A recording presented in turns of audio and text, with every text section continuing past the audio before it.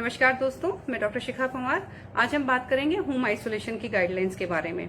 तो अब we all are aware कि इंडिया में जो कोरोना वायरस के केसेस हैं वो 30,000 से ज्यादा हो चुके हैं and now home isolation guidelines have been rolled in और ministry of health and family welfare ने ये गाइडलाइंस बनाई हैं और इनको फॉलो अगर आप करेंगे तो आप आराम से होम आइसोलेट हो सकते हैं।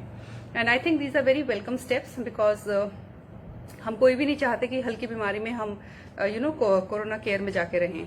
तो लेट अस सी ये क्या गाइडलाइंस हैं। देखिए, सबसे पहली शर्त है कि आपको जो बीमारी है वो माइल्ड होनी चाहिए।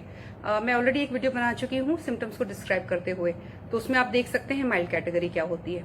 बेसिकली हल्की बीमारी है, इसमें आपको हल्का बुखार है, हल्का जोड़ों का दर्द है, तो माइल्ड कैटेगरी आती है या प्री सिम्टोमेटिक केस है। लेकिन ये डिसाइड कौन करेगा? ये जो मेडिकल ऑफिसर आपकी जांच करेगा वो आपको बताएगा कि यस आप कोरोना पॉजिटिव हैं बट आप माइल्ड कैटेगरी में हैं, तो आप होम आइसोलेट हो सकते हैं। सो ये पहली चीज है।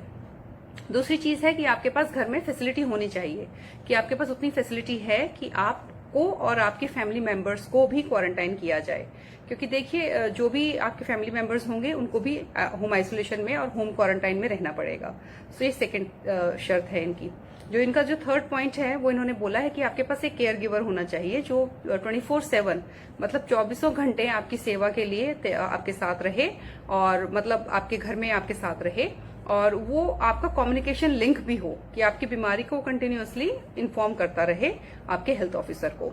सो ये तीसरा पॉइंट है। चौथा पॉइंट है, जो भी आपके कॉन्टैक्ट्स हैं और जो आपका केयर गिवर है वो हाइड्रोक्सीक्लोरोक्विन का प्रोफिलेक्सिस लें। एंड पांचवा पॉइंट इन्होंने बोला है कि आरोग्य सेतु ऐप आप डाउनलोड करें और ये ऐप आपको कंटिन्यूअसली ऑन रखना है और इसी से आपकी जो आपकी मूवमेंट है वो मॉनिटर की जाएगी। बिकॉज देखिए, किसी भी हालत में हम कोई भी नहीं चाहेंगे कि कोरोना वायरस का जो पॉजिटिव पेशेंट है वो सोसाइटी में घूमे। सो ये पांचवा पॉइंट है। सिक्स पॉइंट उन्होंने बोला है कि आपकी हेल्थ कंटिन्यूअस मॉनिटरिंग करनी पड़ेगी, आपको अपनी हेल्थ या आपके केयर गिवर को। और ये जो आपकी हेल्थ के बारे में जो भी आपकी कंडीशन है, आपका फीवर कैसा है, आप बेटर हो रहे हैं या नहीं हो रहे हैं या आपकी बीमारी बढ़ रही है, ये आपके डिस्ट्रिक्ट हेल्थ ऑफिसर को कंडीशन आपकी बताई जाएगी। कंटिन्यूअस मॉनिटरिंग करके आप लोग बताएंगे खुद घर से। सो ये सिक्स पॉइंट है। And seventh point, last but not the least, कि आपको एक अंडरटेकिंग साइन करनी होगी कि हाँ, मैं होम आइसोलेशन के लिए I'm ready for home isolation and I will be following all the guidelines which are being told to me. So उसके बाद ही आपको होम आइसोलेशन के लिए मतलब आपको अग्री किया जाएगा कि आप होम आइसोलेट हो सकते हैं। और जब आप अपनी हेल्थ मॉनिटरिंग कर रहे हैं तो उन्होंने कुछ पॉइंट्स दिए हैं कि जैसे आपको सांस लेने में दिक्कत हो जाए, जब आपकी हालत बिगड़ रही है तो आपको तुरंत इन्फॉर्म करना है। जैसे आपको सांस लेने में दिक्कत हो जाए, आपके होंठ नीले पड़ जाएं, उसके अलावा जो पेशेंट है अगर वो उसका जो अल्टर सेंसोरियम मतलब वो ठीक से उठ नहीं रहा है या सुस्त पड़ा है तो ये भी है, और बुखार है जो टूट नहीं रहा है, तो इस तरह से अगर आपकी हालत डिटोरिएट होती है तो आपको तुरंत अपने हेल्थ ऑफिसर को इन्फॉर्म करना है।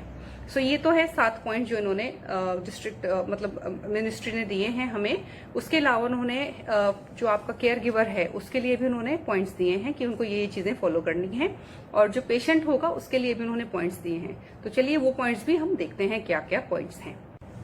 तो लेट अस सी पेशेंट के लिए क्या क्या एडवाइसेस हैं। जो पेशेंट है, जो कोरोना पॉजिटिव पेशेंट है, उसको ये कुछ इंस्ट्रक्शंस फॉलो करनी है। सबसे इंपॉर्टेंट है इसमें कि आपको मास्क लगा के रखना है। 3 प्लाई मास्क या सर्जिकल मास्क आप लगा के रखेंगे ऑल द टाइम।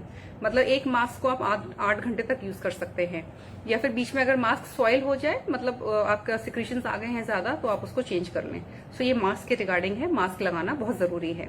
और देखिए, इसलिए भी जरूरी है कि अगर आपने मास्क नहीं लगा रखा तो आप पूरे घर में ड्रॉपलेट इन्फेक्शन फैला सकते हैं which will be very dangerous for your family members.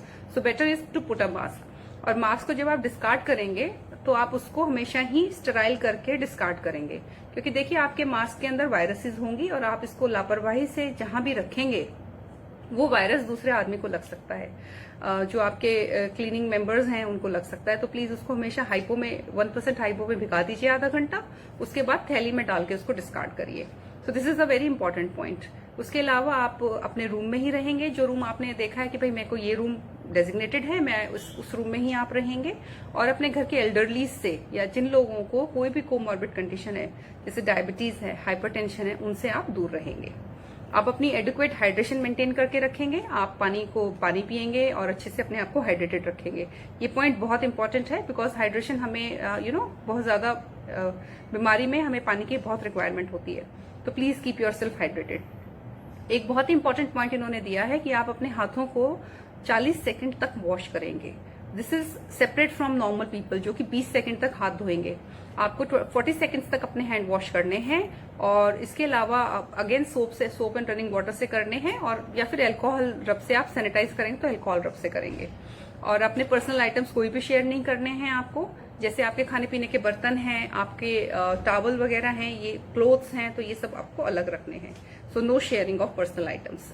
उसके अलावा आप अपने आप जिस रूम में भी आप हैं, और आई थिंक ये तो मैं कहूंगी कि पूरे घर को ही आप जो सर्फेसेस हैं, टेबल टॉप्स हैं, डोर नॉब्स हैं, हैंडल्स हैं, इनको 1% हाइपो में क्लीन करिए। इसकी ऑलरेडी मैं एक इंस्ट्रक्शंस की वीडियो बना चुकी हूँ, प्लीज गो थ्रू दैट। इसके अलावा अपने डॉक्टर की सारी सलाह मानेंगे, जो भी इंस्ट्रक्शंस आपको डॉक्टर ने दी हैं वो सारी फॉलो करेंगे, और अपनी कंटिन्यूअसली आप अपनी हालत को मॉनिटर करेंगे, और अपना टेम्परेचर वगैरह डॉक्टर को इन्फॉर्म करेंगे। सो ये सारी इंस्ट्रक्शंस हैं पेशेंट के लिए कि पेशेंट को ये सारी इंस्ट्रक्शंस फॉलो करनी है। तो बात करते हैं कि केयर गिवर को किस किस चीज का ख्याल रखना है। देखिए, सबसे पहले तो आपको पेशेंट के जो रूम में सबसे कम जाना है, मतलब बार बार रूम में नहीं जाना है। तो एक तो रूम में जाना अवॉइड करना है, लेकिन जब आप जा रहे हैं रूम के अंदर तो आप सर्जिकल मास्क पहन के जाएं, और मैं हिदायत दूंगी ग्लव्स पहन के जाएं। और कोई भी चीज अगर आप रूम में छू रहे हैं और ये साफ कर रहे हैं तो 1% हाइपो का इस्तेमाल करें, और मास्क और ग्लव पहन के ही करें। और जैसे आपने टेबल टॉप, हैंडल्स ये सब क्लीन कर दिए, और जब आप ग्लव्स निकालें तो उसके बाद अपने हाथों को अच्छे से 40 सेकंड तक वॉश करें। पेशेंट को खाना आप रूम में ही दें, वो बेस्ट है कि वो अपने रूम में ही खाना खाए। और जो पेशेंट के पर्सनल आइटम्स हैं, जैसे उसका टॉवल है, उसके कपड़े हैं, उसके बर्तन हैं, उनको जब आप वॉश कर रहे हैं या हैंडल कर रहे हैं तो ग्लव्स पहन के हैंडल करें, और बाद में रीयूज कर सकते हैं। और उसके जैसे कपड़े वगैरह हैं उनको आप स्टेरलाइज कर सकते हैं धूप में सुखा के, या फिर 1% हाइपो में भी आधा घंटा भिगा देंगे तो भी कपड़े स्टेराइल हो जाएंगे। अदरवाइज कोशिश करिए गर्म पानी में वॉश करके धूप में डाल दें। तो these are some things which you can do. और इसके अलावा आप अपने पूरे घर में जो क्लीनिंग है वो भी 1% हाइपो में करिए, बाथरूम्स वगैरह की क्लीनिंग भी 1% हाइपो में करिए। So these are some measures जो कि केयर गिवर लेंगे तो आई थिंक उनको भी इन्फेक्शन नहीं होगा। इसके अलावा इंपॉर्टेंट चीज आपको ये भी करनी है कि आपको अपने पेशेंट की कंडीशन मॉनिटर करनी है। उसकी कंडीशन मॉनिटर करके आपको डॉक्टर को भी इन्फॉर्म करना है। कहीं उसकी कंडीशन में गिरावट आती है तो उस पर भी ध्यान रखना है। एंड एसी अवॉइड करें। अगर आपका पेशेंट है, पेशेंट के रूम में एसी चल रहा है, तो ये थोड़ा सा चीजें हैं जो देखनी पड़ेगी कि अगर आप उस एसी चल रहा है और पेशेंट का रूम बंद है तो प्लीज उसमें ऐसे एंटर ना करें। एसी बंद करने के बाद, वेंटिलेट करने के बाद रूम को हवा निकल जाए बाहर उसकी, तभी उसमें एंटर करें, अदरवाइज इन्फेक्शन कैच कर सकते हैं आप। तो एसी का भी ख्याल रखें, और पेशेंट के फ्लोर को, अगर एसी चल रहा है तो फ्लोर को भी 1% हाइपो में अच्छे से क्लीन करें। तो ये सारी इंस्ट्रक्शंस हैं केयर गिवर के लिए। तो अब हमने देख लिया कि आइसोलेशन के लिए क्या क्या इंस्ट्रक्शंस हैं, पेशेंट के लिए क्या इंस्ट्रक्शंस हैं, और केयर गिवर के लिए क्या इंस्ट्रक्शंस हैं। और दोस्तों, अगर हम ये सारे इंस्ट्रक्शंस फॉलो करेंगे तो मुझे नहीं लगता कि कोई परेशानी होगी। एंड अगर घर में इसके अलावा किसी और को परेशानी हो जाती है तो तुरंत डॉक्टर को दिखाएं और अपना ख्याल रखें। So please go through all the instructions, read them carefully and follow them, so you will be able to contain and break the chain of coronavirus. Namaskar.